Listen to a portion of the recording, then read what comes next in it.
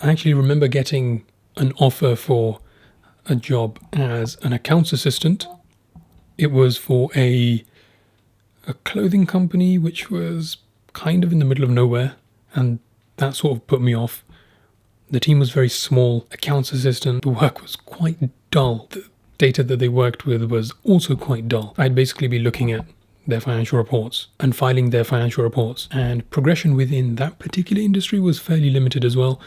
I'd probably have started with the AAT, the accounts technician certification, I believe, and then probably gone on to become a chartered accountant, which is something I never wanted to do. The audit industry, the accounting industry, I've always found to be quite dull. Again, it depends on the industry in person, but I personally found it to be quite dull. When I think about it, that job was severely underpaid as well, quite severely, for a graduate with a pretty damn good degree and experience at an investment bank. That job didn't pay as much as I think it should have.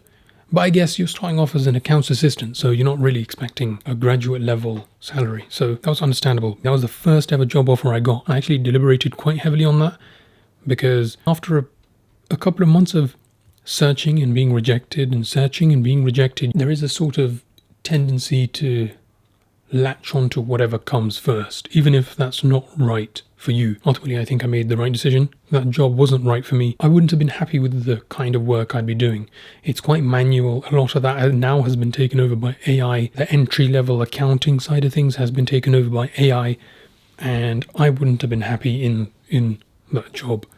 I wouldn't have found it fulfilling. And exposure was limited. You're in a clothing company, you're doing accounts work for a clothing company, a niche clothing company that wasn't really a multinational brand or anything. And so my point being, I had the wherewithal to actually say, well, I've waited this many months.